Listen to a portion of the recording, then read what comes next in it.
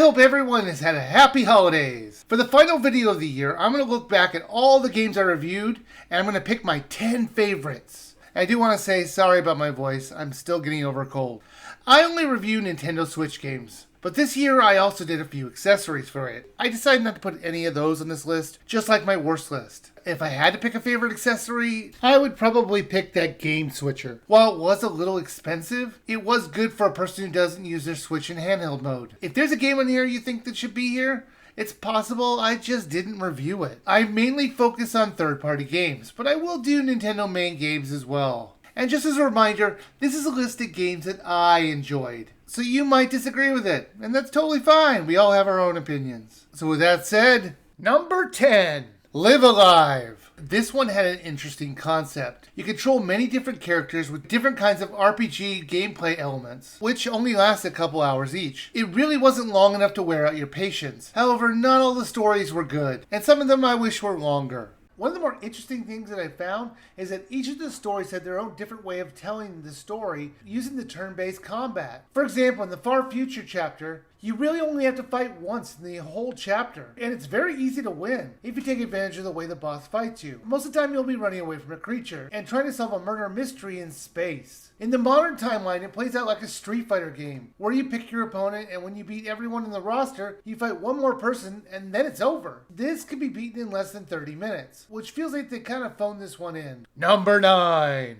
Opus, Echo of Star Song. At the heart of it, this is a visual novel. While there were some puzzles in it, they were very basic. I would even call this a puzzle game. You are exploring the galaxy, you're checking out ruins for treasure, and hiding from bad ships. How well you do is up to luck and the upgrades you do with the ship, as the story is affected by a random number generator, and it's way more engaging than you might expect. You play as June, a person from a clan that was exiled because it said something bad to the leaders. They took away the clan's caves, which had lumen, which they sell. He joins up with two others who have their own ship, named Etta and Remy. June also has a protector of his own, named Kay. Together, the four of them team up for an adventure and riches. Each of the characters have their own arcs in the story, some less than others. The story really is about June and Etta, which plays out like a love story, which one of them didn't know they were in. It was strange because it felt like one of them was obsessed with the other person, and the other one really wanted to friend zone the other one. I think if the other person had romantic feelings for the other, I totally missed it. Number 8. AI the Somnium Fouls, the Nirvana Initiative. I was a big fan of the first game. It had some interesting ideas. Now this one has some good ideas as well, but the story was dragged out a little too long. It reuses too many of the locations in the dream sequences, and it had some plot holes you could drive trucks through. However, it was really entertaining to play, and I suggest everyone does. I just don't think it was as well paced as the first. It's still one of the top games I played this year. I do enjoy finding illogical leaps in logic, problems with the plot, or finding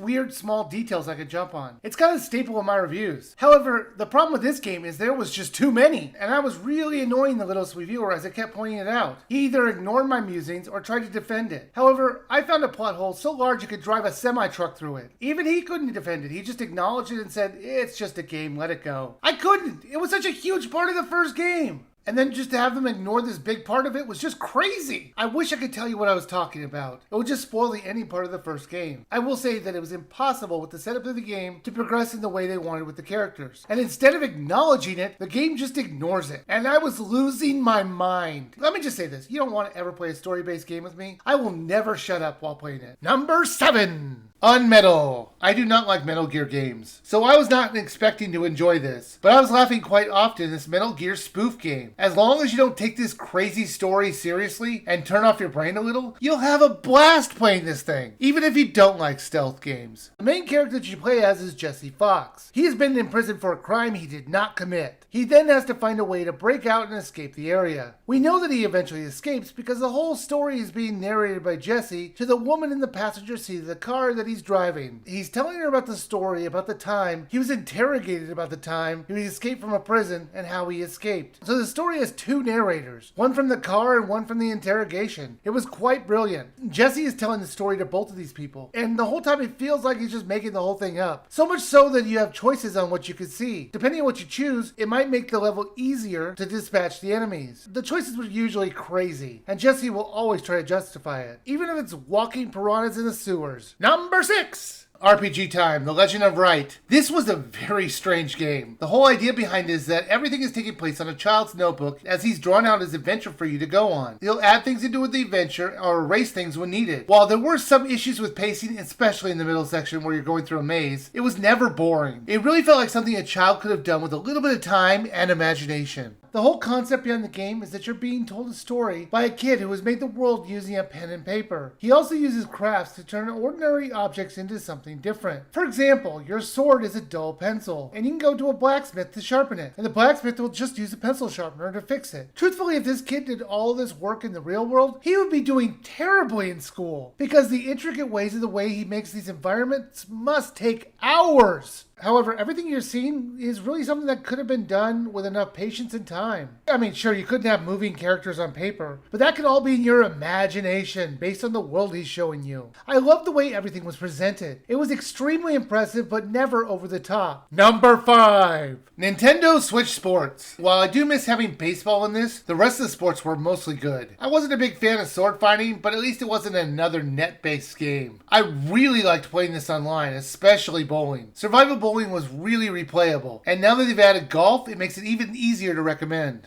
One of the more annoying things about this title is that local play is kind of pointless. You can't unlock equipment, stickers, clothes, or rank up. At least in Wii Sports, each game meant something to your rank. The offline mode is really only for practice, and there's nothing in it that matters, which is complete bullshit when Nintendo in 10 years or so shuts down the servers for it, and you can only play in offline mode. Now, the best mode of this is the online mode, which I will talk about in a minute, but there's no reason they couldn't have done an offline mode as well, with AI characters. Speaking of AI bots and online, what it looks like is the very first game that you play online is just bots only. It's so clear with the normal names and the way everyone is terrible in it. Are they trying to give us a false sense of confidence? I was wondering why everyone was so bad at survival bowling the first time I played it. Then the second time I played it, they wiped the floor with me. Number 4. Super Danganronpa 2, Goodbye Despair. I reviewed all 3 of these games this year, but I decided to only pick one for the top 10 list. This one took all the best things about the first game and improved upon it. The story, location, and characters were all great. I think it has some of the best trials in the whole series. I would say that you should try this game if you've never played it before, but you should really play the first game before this, because if you don't, you're going to be spoiled on a bunch of stuff. On its own though, it is still an amazing game to play with a fantastic ending.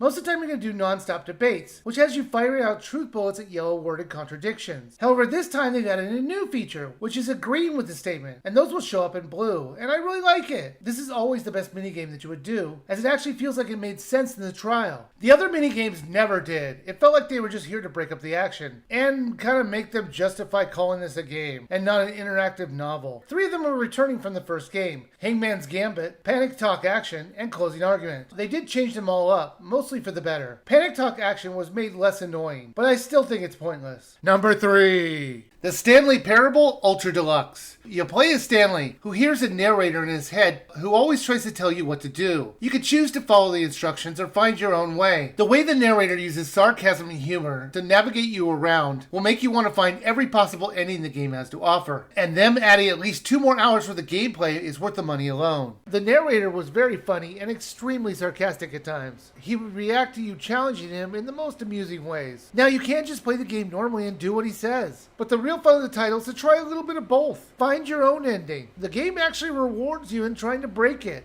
and I actively tried to do so. There were times where I was sure I wasn't supposed to be somewhere, only to have the narrator start talking about my situation. I did finally break the game, and I got to a part where I was stuck and I had to reset. I knew I was in a place I wasn't supposed to be when I could clip through objects. It felt like a tiny victory. Number 2. Return to Monkey Island. I am a huge fan of the Monkey Island series. I did have some issues with the 3rd and 4th game being too dragged out. And let's not even talk about the Telltale ones. This one, for 3/4 of it, is a very tightly made story, which will bring back a lot of the nostalgia to the people who played the first game. While it does stumble a little bit in the final part, it still was very enjoyable to the end. They've once again changed the art style in the game, and I like it. I would prefer they did the visuals of the first 2 games as kind of like an homage to finish off the series, but that was just like a personal preference. This is fine. One of the best things this game does is that it returns to the island from the first game. They recreated it in this new art style, and it was a great way to get me back into this game as I knew my way around the town. It keeps you in a familiar environment to appease the veterans of the series, and the town is fairly small, so it's easy enough to find your way around if you're new to the game. Number 1.